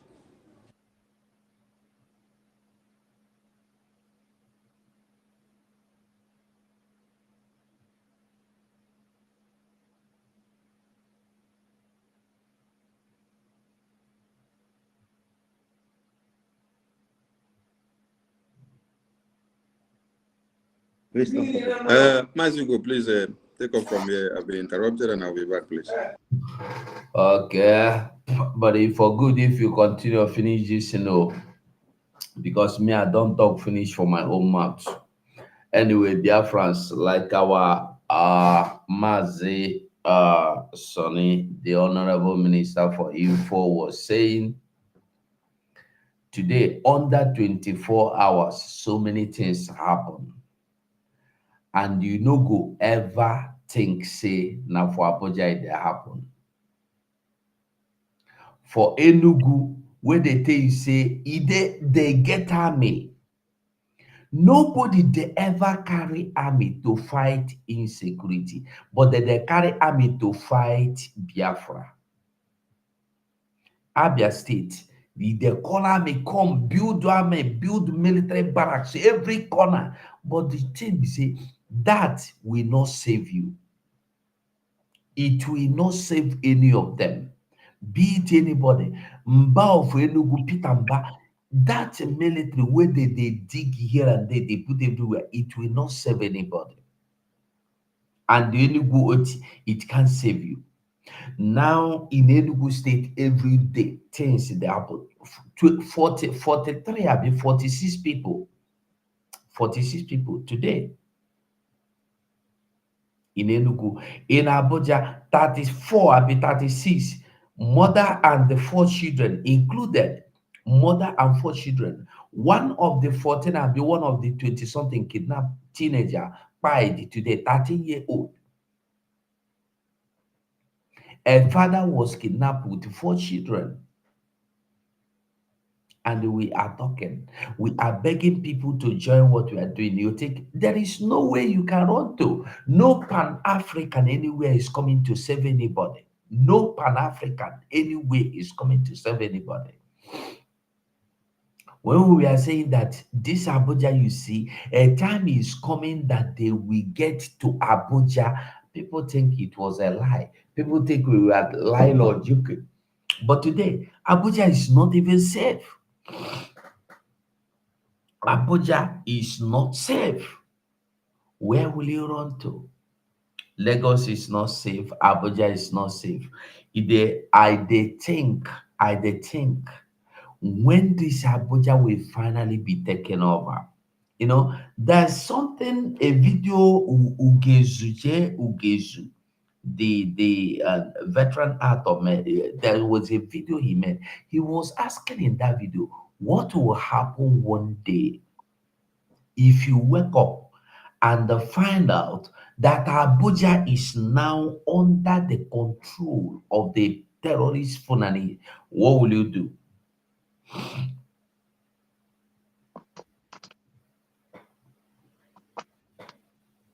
What will you do? Nothing. I listened to the street vibe today where they were asking people, they say, we are adapting. We have to adapt. Nigerians know how to adapt. You will adapt into hellfire. They put you in hellfire, you adapt. They put you into buying your children before your eyes, you adapt. They carry your daughter, clear one before your eyes, you adapt. They carry your wife, clear one before your eyes, you adapt.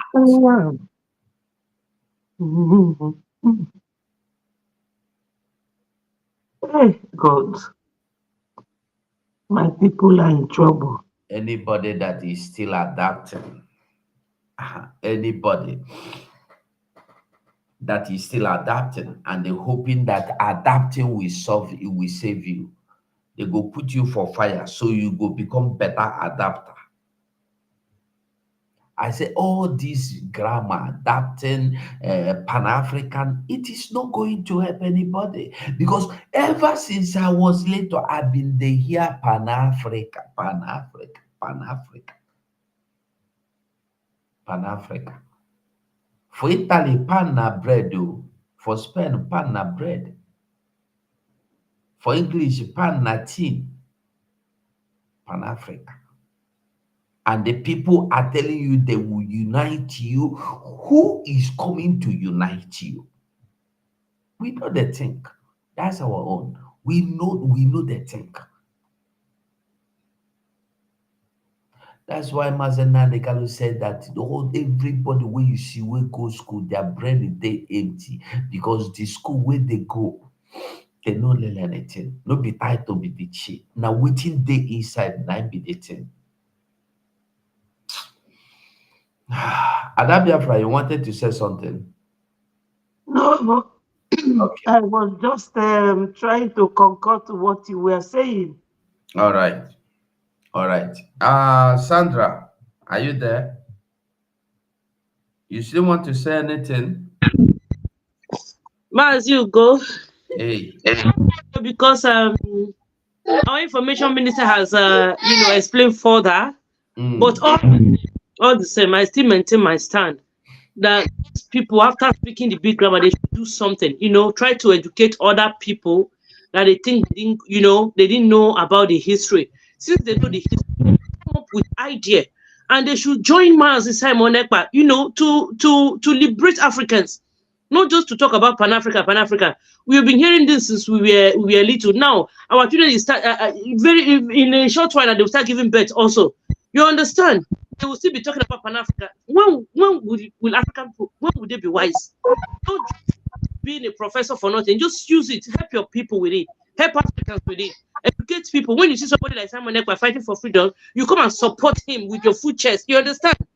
You support him, disintegrate whatever we need to disintegrate so that we will be free. And after then, we'll start from our home. Like I said earlier, not by talking about Pan-Africa, try to unite all the whole Africa together. Whereas in our home, just like Nigeria, for instance, we have to disintegrate first of all. Then we'll start uniting ourselves. Even we, the BIAFRANS, we are not even agreeing. We don't agree with each other for now. You understand?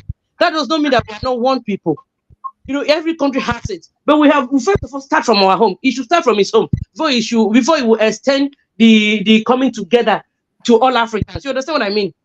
Yeah. They should it should start from his home first. This is where he come from. Oh, let me start from this one. Let's start uniting ourselves. How we need to break out. We should break out like this so that these European people will not be using us as a slave anymore. You understand? So Africa is the lowest people on this planet. You understand? It's only we. Anytime they want to do any rubbish, is Africa. Anytime they want to call the lowest of the people, is Africans. So we have every resource that they are the ones that are supposed to be coming to Africa to be making money the way we are coming, the way we are here. And now the reverse is the case. Not that we don't have the resources, but we don't see it. We don't, because we are feeding people that we are not supposed to be feeding, or because of greed. Man, that is my own take this evening. If this message should go to the professor, it should start from his home. Charity begins at home, they say.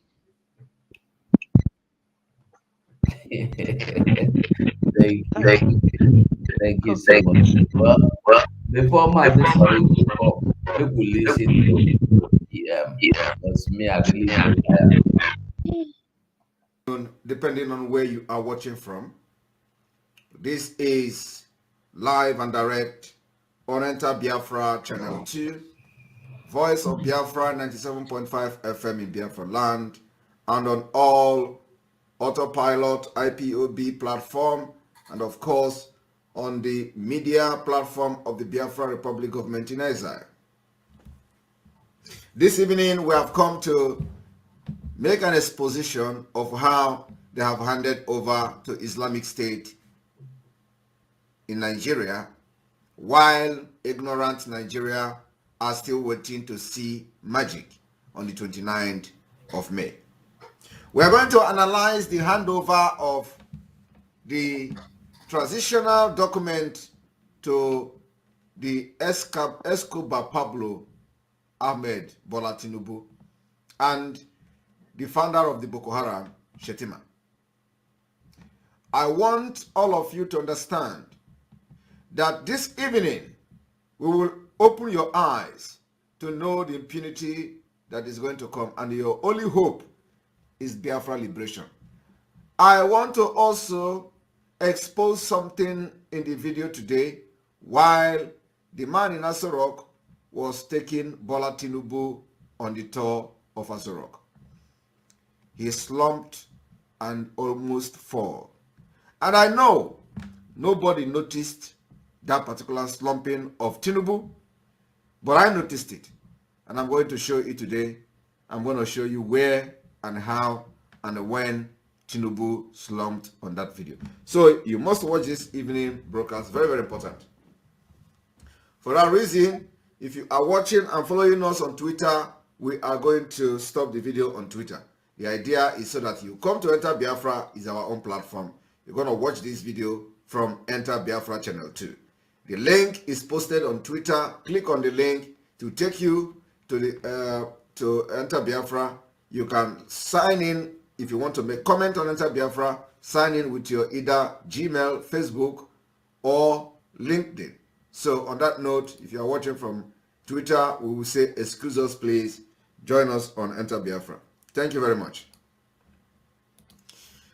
All right. So without wasting any time, we are going to go straight to our exposition. And this exposition is going to be very, very fast. All right. And here we go. This is all good with all that. Oh, everything together. Oh, okay. So the next thing we are doing is to invite the president.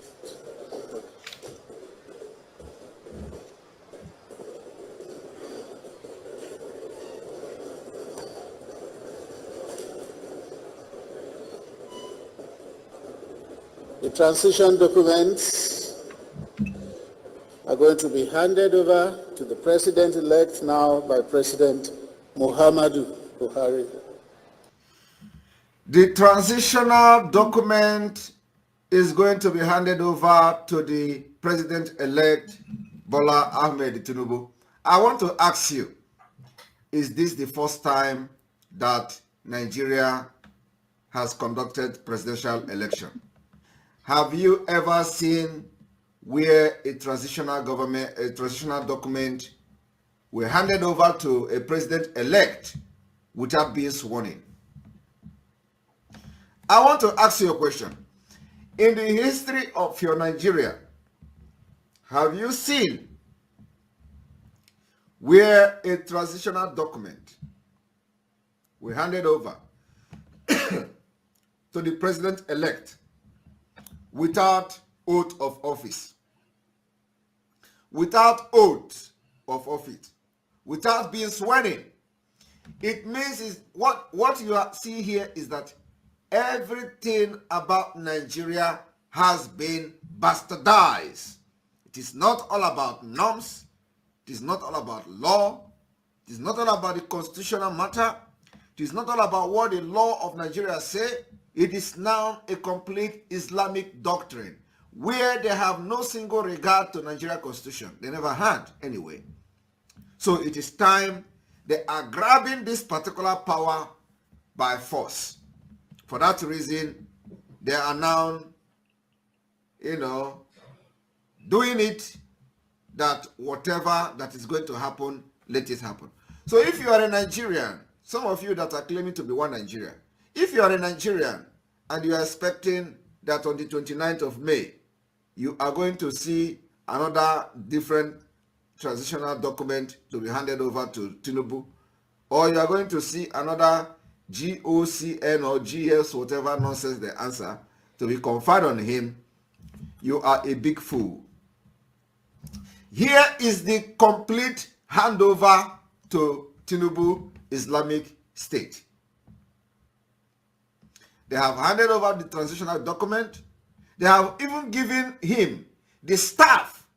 The staff. I want you to watch and tell me, since you have been following the Nigeria election and handover, whether you have actually seen such thing. So I want you to watch.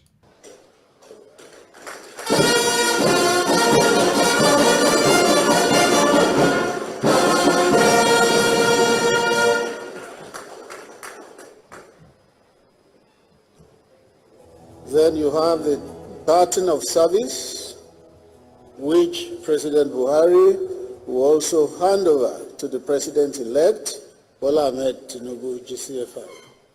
And then you have the baton, which is a staff. The baton of service has already been handed over to Bola Tinubu.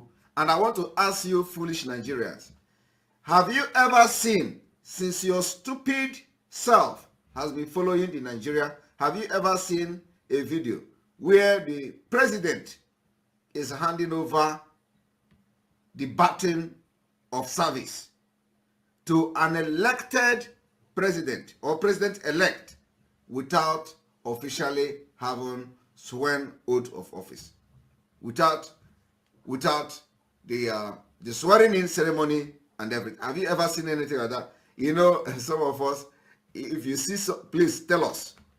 Have you seen where the baton of service, which means they have conferred to him, the president of Nigeria, they have handed over the staff of service to him? What again is he going to collect on the 29th of May? Is he going to collect the staff of Aso Rock separately? Or is he going to collect the staff of National Assembly? I don't know. But the most important thing that always will be handed over to the president is the transitional document, which is the document that has everything that he needs to know. Handover. It is called handover. So it has when you say handover, what are you handing over? You are handing over the transitional document. You are handing over the document that contain all the activities of your government, all the things you have done, the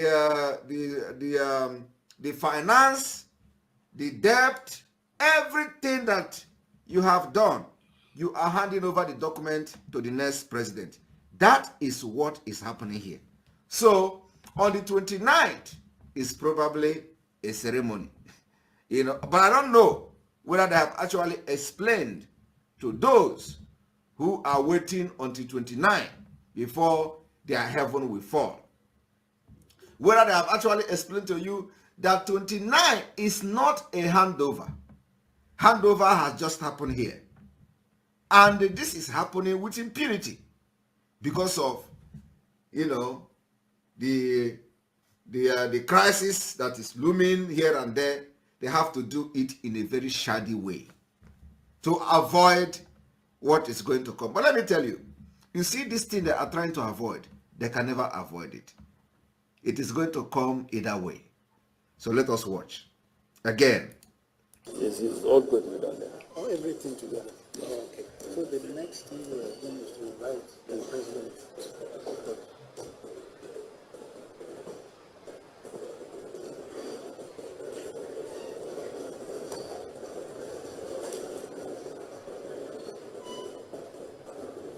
The transition documents are going to be handed over to the president-elect now by President Muhammadu Buhari. All right.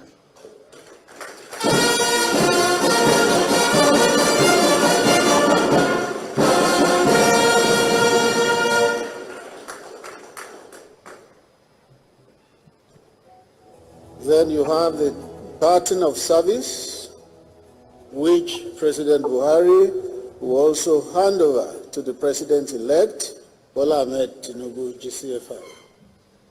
All right, and then we go to the next video, and I hope some of you have seen it.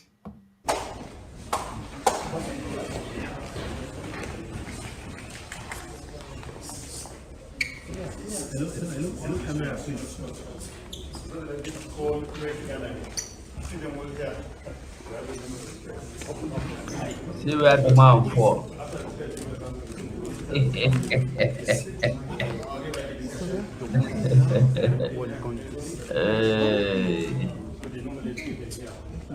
Adieu.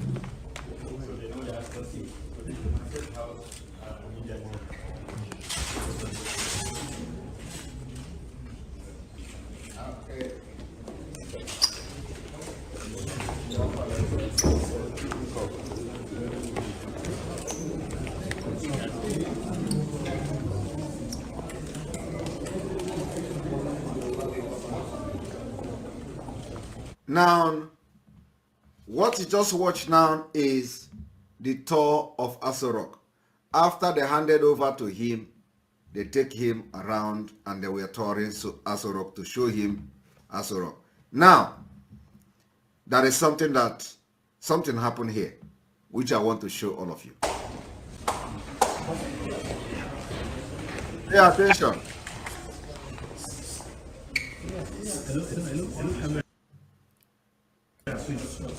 Now, here is Tinubu coming.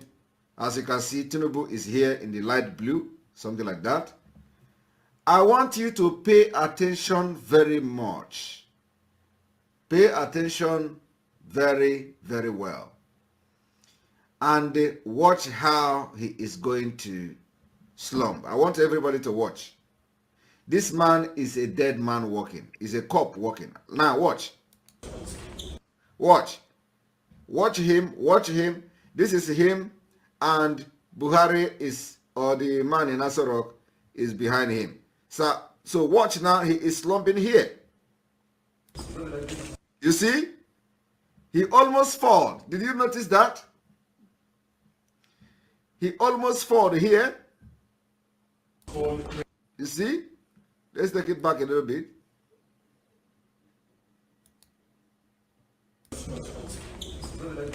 Look. Did you see that? The man is not walking. He's not standing strong. And immediately he slumped like this. He maintained that particular position. He stood right there. He never moved again. Watch. He has to stand for a while to recover. It is an instruction. Instruction given to him by the people that are, pumping whatever drugs they are pumping into his system. So once he slumped like that, they have instructed him to stand. Don't move again until you regain your strength back. That's exactly what happened here. Now, let us allow the video to roll. He slumped and he stand there. He stand there, and while he was standing, it even looked like he holds something.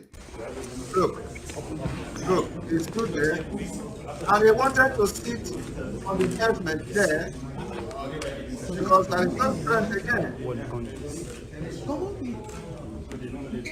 So he has to stay there for a while. You see, he is now bending and supporting himself either on that table. Now, he moved. Of course, I will tell you that he wanted to take his come again. He will tell you he wanted to take pictures.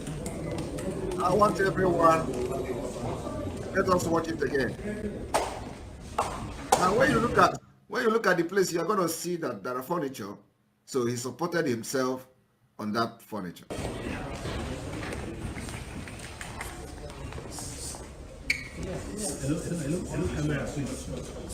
Look here. Look here. Look here. He was almost falling down. If it is not because of the furniture that is now supporting him, he would have been on the ground by now. Look, you see? And then he holds his hand there.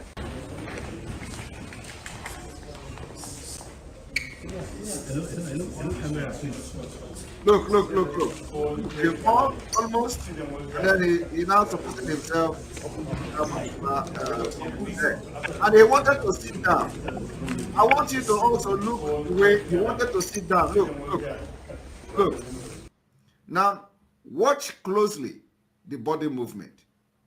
He got a little bit lower by bending the knee because he wanted to sit on that particular furniture. Now watch. Look, he bent down backward, and he did not see any supporting thing on his back. And then he leaned front again.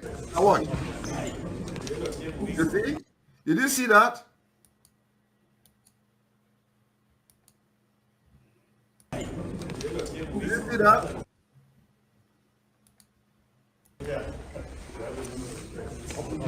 Now he wants to speak. Look, he get up again. You have to pay very close attention for you to notice what I'm talking about. And he looked very confused. He looked very, very confused. He's just, you know, it's like an old man who is celebrating birthday, and he was just wondering what is going on. You know, he don't know that it was, that he's celebrating his birthday. People gather and make cake and bring drinks, and he's just looking at everybody. What is going on here? That is exactly what is happening to this man. When you mark this on, you will come. I beg.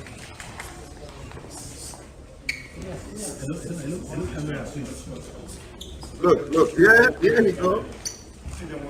And then he want to sit down.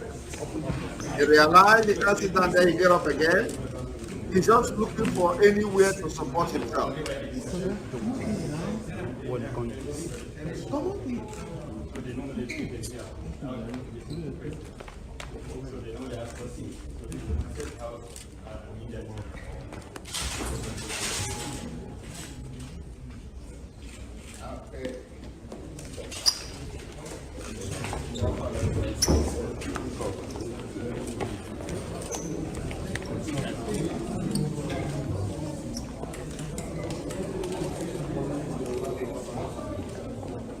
All right, so you've just listened to it and you just watched that particular video. What it means is that the handover has been done, and on the 29th, it will be very interesting to know whether they are going to hand over another transitional government document, or they are going to hand over another staff of service, and name it. So, of course, I know. As we are making this exposition, they are watching. So they are going to go back and cook up something. But I just want people to know that they have handed over to Islamic State, Islamic agenda, Muslim ticket, and for that reason, things will never ever remain the same in Nigeria until Biafra liberate themselves this year. When you are asking, when is this Biafra coming? Ask yourself, what are you doing yourself for the liberation of Biafra? Are you participating? Are you financially funding the Biafra liberation? Because it is now that the finance is needed like never before. You don't just sit by the side expecting that Simon Ekpa or the government will come and start giving you a report of how Biafra is going to be liberated. You are waiting for somebody to fund Biafra for you, so that you come and start claiming what you are not. If you want Biafra and you want your freedom, you have to participate in fighting for the freedom. Otherwise, don't ask questions. You don't ask questions. Those who are participating and are part of what we are doing have the right to ask questions, and we are going to answer their question. But those who have never contributed anything, nor show that they are interested, the only thing they do is when you are going to fail, you have no place and you have no right to ask question for anything. Those who claim to be whatever I don't know the group they are, asking question, you did not contract Simon Ekpa to be directly responsible for whatever we are doing. So you have no right to ask Simon Ekpa whether the government in exile is real or not. You are not, we don't regard you as a Biafran. I am telling you the fact. When Biafra come, we are going to know how you are going to meet the requirement to get passport, whether you are a Biafran to get driver's license, whether you are a Biafran to qualify for many benefits by the National Insurance Scheme of Biafra. So all those things are going to be, at least, those who are not even talking now may be more privileged. Those who never showed themselves their face anywhere may be more privileged than those constituting nuisance and betraying the struggle in the name of their have access to social media. Because believe me, we are picking and taking records of everybody. We are recording your names and the activities you have done. We are recording everything you are doing today. So do not think that you are going to do all those things and go free. If the law did not get you now, we are waiting for you in Biafra. So those who never uttered a word, those who we don't know what they stand for, may be having a better chance and opportunity than you who came and become a betrayer publicly. I'm telling you the fact.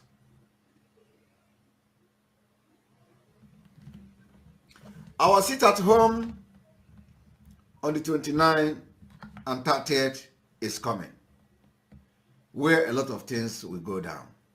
We are going to unveil some of the template for the Biafra liberation.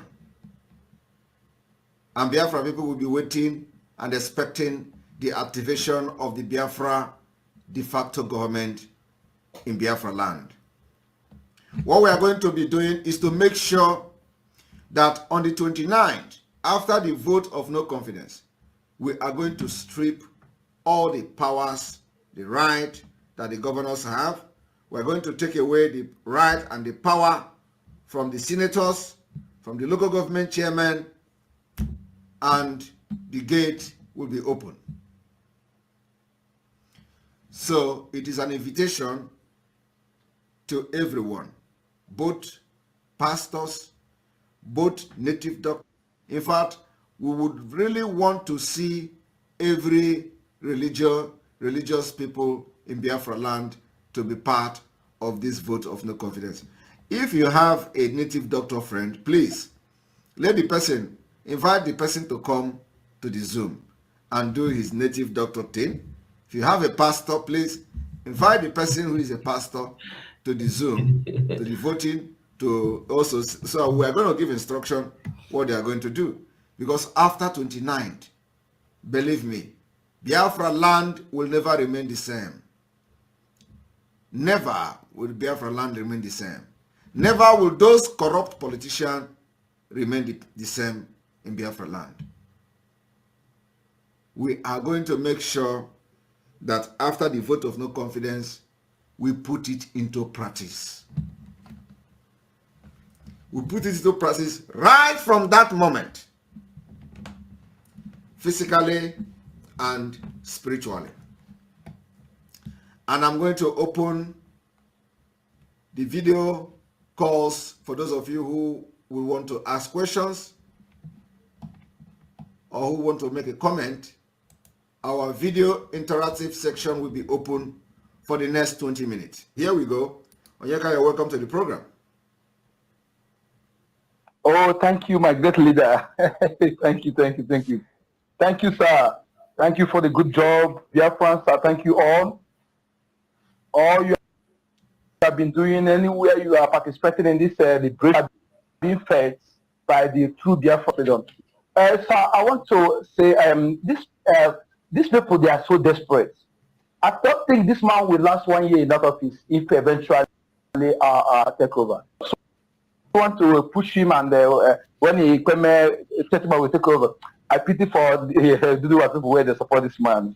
I pity for them. They don't know what is coming. Thank you for this exposition, my leader. And rightly said, it's like you enter my mind. I was telling some of my community town youth.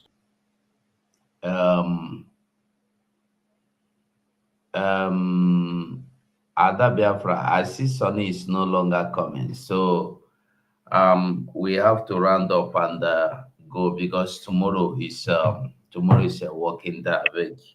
We will not go the West. I mean, you be like say something where carry Sonny come out. The thing they're very serious. So Yes. I beg, just use 1 minute and say your closing remarks, so we can close. I beg, just 1 minute. All right. Thank you, my fellow Biafrans. I appreciate your coming whenever we are on here. Let us all keep the hands on deck. We have gotten our Biafra.